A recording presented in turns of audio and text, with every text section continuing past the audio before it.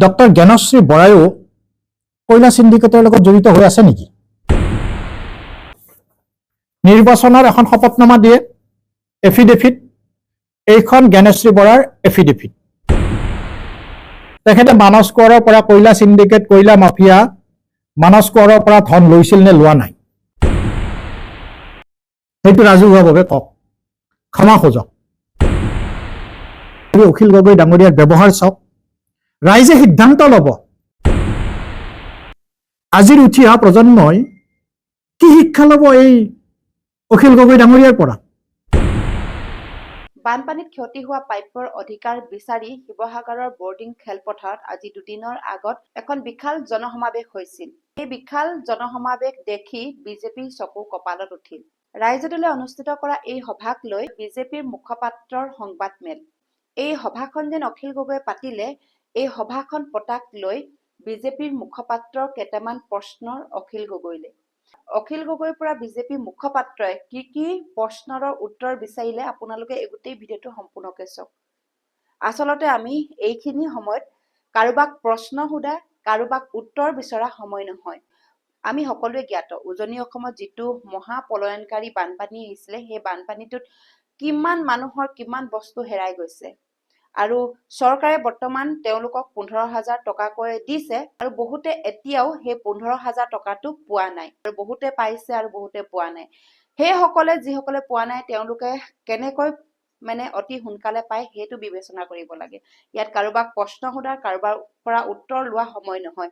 আৰু এই মুখপাত্ৰজনে, বিজেপি এই মুখপাত্ৰজনে কি ক'লে অখিল গগৈৰ বিষয়ে, অখিল গগৈৰ পৰা কি প্ৰশ্নৰ উত্তৰ বিচাৰিলে, গোটেই ভিডিঅ'টো সম্পূৰ্ণকৈ চাওক, তেতিয়া গম পাব। গতিকে লৈ বলক ভিডিঅ'টো মাজলৈ যাওঁ।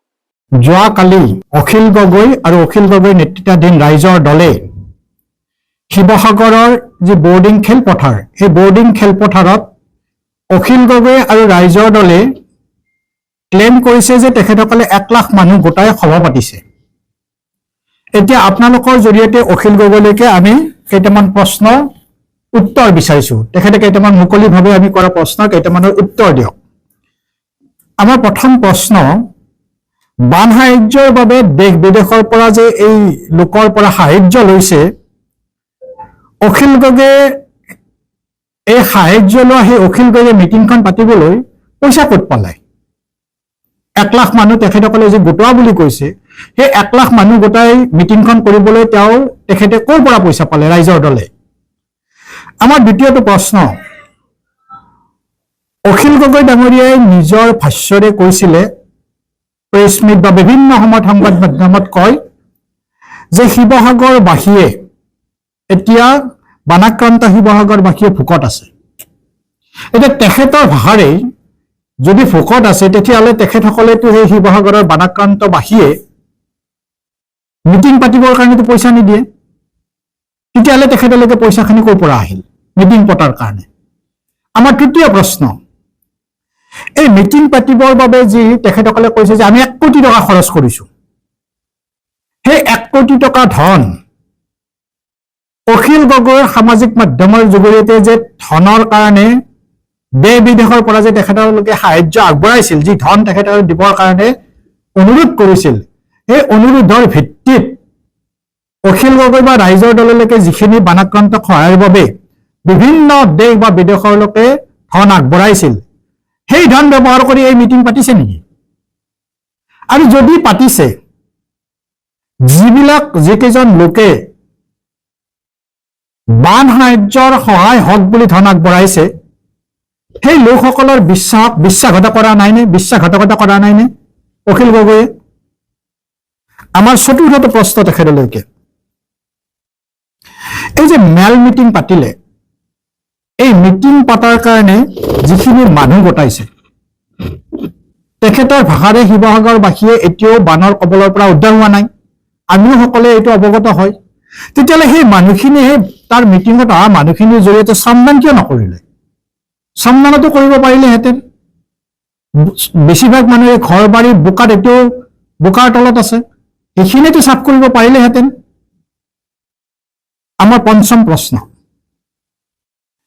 এই যে এই মিটিংখনৰ কাৰণে যিখিনি ধন খৰচ কৰিলে, সেই ধনখিনি তেখেতে যি কয় যে মোক আৰু ইমানখিনি টকা হ'লে মই ইমানখিনিকে দিব পাৰিম বানাক্ৰান্তক, তেতিয়াহ'লে এই টকাখিনিয়ে এই বান সাহায্য দিয়াৰ কাৰণে ব্যৱহাৰ কিয় নকৰিলে?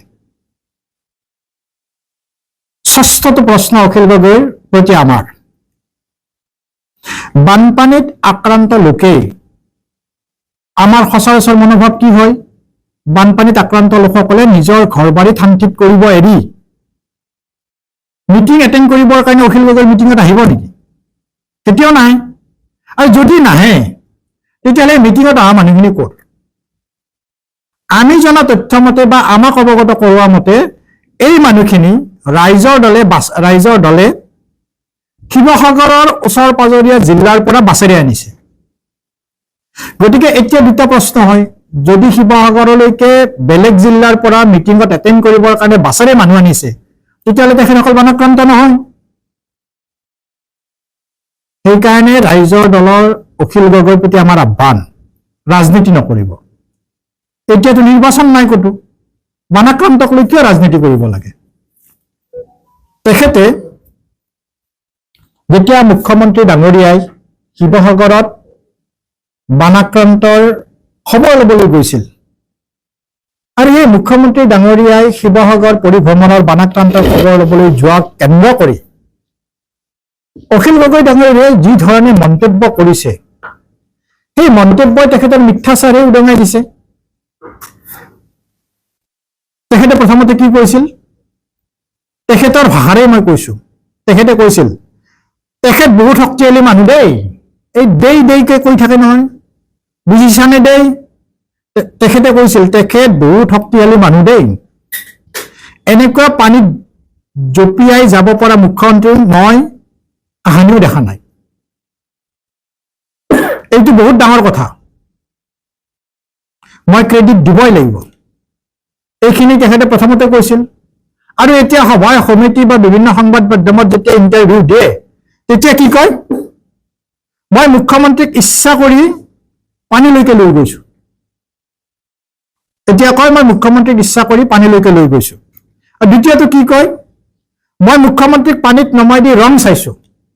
এতিয়া আমাৰ প্ৰশ্ন, তাৰমানে অখিল গগৈৰ এনেকুৱা অভিসন্ধি আছিল নেকি যে মুখ্যমন্ত্ৰী মহোদয়ক মৃত্যুৰ মুখলৈকে ঠেলি দিয়াৰ কিবা অভিসন্ধি আছিল নেকি?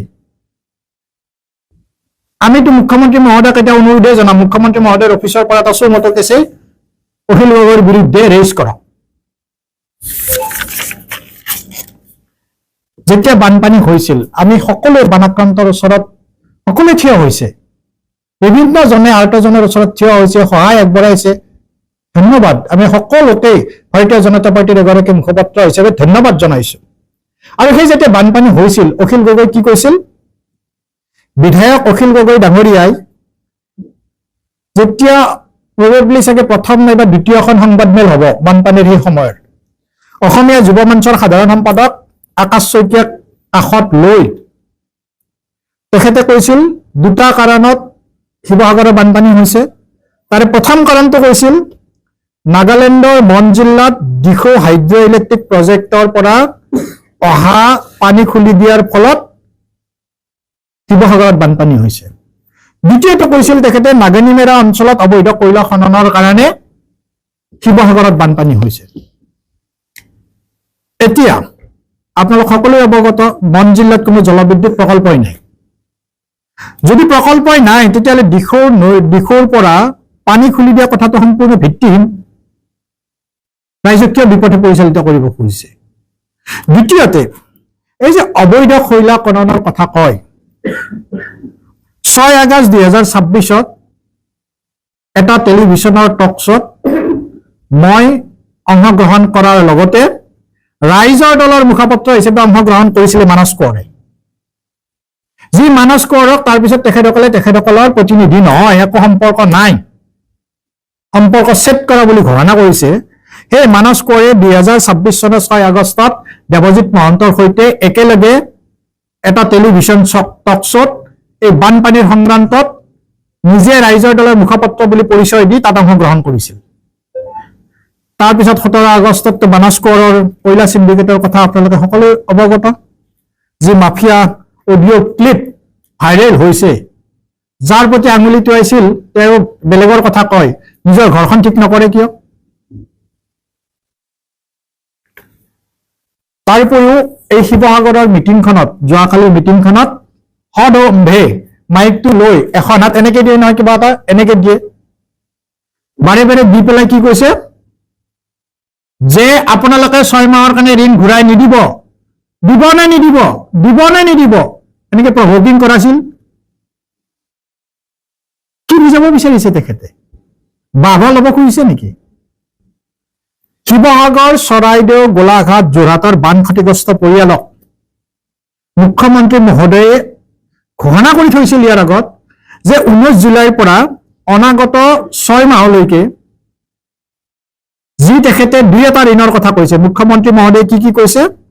গৃহ, শিক্ষা, বাহন, শস্য, আত্মসহায়ক গোট, মীন পালন, কুকুৰা পালন, গাহৰি পালন, দুগ্ধ পালক, ক্ষুদ্ৰ, লঘু আৰু মজলীয়া উদ্যোগ যিয়ে ঋণ লৈ থৈছে 6 মাহলৈকে ঋণৰ কিস্তি পৰিশোধ কৰিব নালাগে। তেতিয়াহ'লে কালি কিয় দম্বালি মাৰি এনেকৈ কয় ঋণ পৰিশোধ কৰিব নে নকৰে, কৰিব নে নকৰে? সদায় মিডিয়াত থাকিব খোজে। এই অখিল গগৈ এনেকুৱা এটা অনুভৱ দেখাব খোজে যেন অখিল গগৈয়ে শিৱসাগৰত কপিৰাইট ভাইলেশ্যন, কপিৰাইট ৰাখি থৈছে। বেলেগ মানুহ যোৱা মানে কপিৰাইট ভাইলেশ্যন। তাৰ উপৰিও যি ছাৰ্ভে চলিছিল, মুখ্যমন্ত্ৰী মহোদয় সংবাদমেলত কৈছিল যে বহু অঞ্চলত, প্ৰায় 30% অঞ্চলত এতিয়াও যাব পৰা অৱস্থা হোৱা নাই। যেতিয়া শিক্ষকসকলক আমি অনুৰোধ কৰিছিলো যে বানাক্ৰান্ত লোকৰ আপোনালোকে একাউণ্ট নম্বৰখিনি যিখিনি পাৰি ঘৰে ঘৰে গৈ আমাক আনি দিয়ক, সেই অৱস্থাত ঘৰে ঘৰে যোৱাৰ এটা পৰিৱেশ নাছিল। সেইকাৰণে যিমান পাৰি ঘৰত গৈছে, আৰু যিখিনি ঘৰত যাব নোৱাৰি সেই বানাক্ৰান্তক যিখিনিক পাৰি অনুৰোধ কৰি শিক্ষকসকলে এটা ঠাইত গোট খটাই একাউণ্ট নম্বৰবিলাক আনিছিল। আৰু তেতিয়াই অখিল গগৈ কি কৰিছে, যিবিলাক লোক বানাক্ৰান্ত নহয় সেই বানাক্ৰান্ত নোহোৱা লোকবিলাককো এই শিক্ষকসকলক দাবী ধমকি দি পেলাই অতিৰিক্তভাৱে লিষ্টখনত সোমাই লৈছে। এই ৰাইজৰ দলে যে প্ৰতিবাদ কৰে, অখিল গগৈ যে প্ৰতিবাদ কৰে, আসমা বেগম, অনিমা বেগম, আয়েশা বেগম, আছৰানা বেগম, আফিয়া বেগম, আজিফা বেগম, আলতাফ হুছেইন বাৰভূঞা, 3-4টা একাউণ্টত যে 3-4বাৰ পইচা পালে, জ্যোতিষ বিমল বৰা ডাঙৰীয়াই কৈছিল ৰাইজৰ দলে এইবিলাক কি আনি সোমাইছো, ৰাইজৰ দলে এইবিলাক কিয় বিচাৰি উলিয়াই দিব নোৱাৰে? তাৰমানে তেওঁলোকৰ ভোট বেংকত যেতিয়া হাৰ্ম হ'ব বুলি ভাবে তেতিয়া তেওঁলোকে ফালৰি কাটে। যোৱা কিছুদিন আমি দেখিছো জ্ঞানশ্ৰী বৰা, ডক্টৰ জ্ঞানশ্ৰী বৰা ডাঙৰীয়ানে যি ধৰণে মন্তব্য আগবঢ়াই আহিছে, আমাৰ সন্দেহ কি হয় জানে? এই ডক্টৰ জ্ঞানশ্ৰী বৰায়ো কয়লা চিণ্ডিকেটৰ লগত জড়িত হৈ আছে নেকি? কিন্তু মই কোৱা নাই। এইখন নিৰ্বাচনৰ এখন শপতনামা দিয়ে, এফিডেভিট, এইখন জ্ঞানশ্ৰী বৰাৰ এফিডেভিট। আৰু এই এফিডেভিটত ধন পোৱা, কাৰ কাৰ পৰা ধন পাইছে তেখেতে দেখুৱায়। সেই এফিডেভিটৰ 4 নম্বৰ পৃষ্ঠাটোত যদি চাই, তাতে লিখা আছে তেখেতে মানস কোঁৱৰৰ পৰা ধন পাইছে। আমি কোৱা নাই, তেখেতে নিজে দিয়া শপতনামা নিৰ্বাচন আয়োগক মানস কোঁৱৰৰ পৰা ধন পাইছে। এতিয়া আমাৰ তেখেতলৈকে 2টা প্ৰশ্ন। তেখেতে মানস কোঁৱৰৰ পৰা কয়লা চিণ্ডিকেট, কয়লা মাফিয়া, মানস কোঁৱৰৰ পৰা ধন লৈছিল নে লোৱা নাই? আৰু যদি লোৱা নাই, এই যিটো নিৰ্বাচন আয়োগক যদি শপতনামা দিছিল তাতকৈ ভুলকে কিয় দিছে? সেইটো ৰাজহুৱাভাৱে কওক, ক্ষমা খোজক। আৰু নিৰ্বাচনৰ আগত তেখেতে কি কৈছিল, যেতিয়া আমাৰ অৰুণোদয়ৰ আই মাতৃসকলক উপলঙা কৰি কি কৈছিল যে আমি 1250 টকাত বোলে আই মাতৃসকল বিক্ৰী গৈছে। আৰু এতিয়া নিৰ্বাচনৰ পিছত সেই আই মাতৃসকলক গৈ 1250 টকাত দিব লাগে বুলি উঠি পৰি লাগিছে। কেনেকুৱা ডাবল ষ্টেণ্ডাৰ্ড?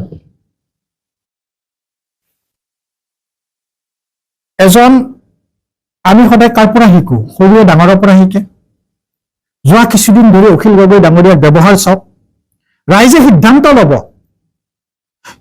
কি সঁচা কি মিছা আইনে সিদ্ধান্ত দিব কোনটো সঁচা কোনটো মিছা। কিন্তু তেখেতে যিগৰাকী শিৱসাগৰৰ আয়ুক্ত আলোচনা কৰিবলৈ গৈ চুৰকৈ ভিডিঅ' কৰি পেলাই সামাজিক মাধ্যমত দি তেখেতে কি সূচাব খুজিছে? জনপ্ৰতিনিধি এগৰাকীৰ এনেধৰণৰ ব্যৱহাৰ শোভনীয় নে? এইটো নতুন কথা নহয়। যেতিয়া কৃষক মুক্তি সংগ্ৰাম সমিতিৰ সভাপতি হৈ আছিল অখিল গগৈ ডাঙৰীয়া, আপোনালোকে আজিও গুগলত বা ইউটিউবত চাৰ্চ কৰি চাব, 2018 চনত পাৱাৰ গ্ৰীডৰ অফিচত গৈ কেইজনমান তেওঁৰ সতীৰ্থক লৈ গৈ পাৱাৰ গ্ৰীড কৰ্পৰেশ্যনৰ কাৰ্যালয়ত এগৰাকী প্ৰবন্ধকক মেনেজাৰক চৰিয়াই দিম বুলি কৈছিল। আজিৰ উঠি অহা প্ৰজন্মই কি শিক্ষা ল'ব এই অখিল গগৈ ডাঙৰীয়াৰ পৰা? আজি এই যোৱা দুদিন ধৰি কেনেধৰণে মন্তব্য কৰে, মই হিমন্তক কৈছো, মই হিমন্তক পানীত নমাইছো, মই হিমন্তক পানীত নমাই ৰং চাইছো। হিমন্ত বিশ্ব শৰ্মা ডাঙৰীয়া এগৰাকী ৰাইজৰ আশীৰ্বাদ লৈ মুখ্যমন্ত্ৰী হৈছে। এগৰাকী মুখ্যমন্ত্ৰীৰ প্ৰতি এই ব্যৱহাৰ নেকি অখিল গগৈ ডাঙৰীয়াৰ? তেখেত নিজে এগৰাকী জনপ্ৰতিনিধি নহয়? এইবিলাক শোভনীয় নে? এনেধৰণৰ ব্যৱহাৰ কোনো প্ৰদেশ গ্ৰহণযোগ্য নহয়, এয়া গৰিহণাৰ যোগ্য। আমি তীব্ৰ ভাষাৰে গৰিহণা দিছো।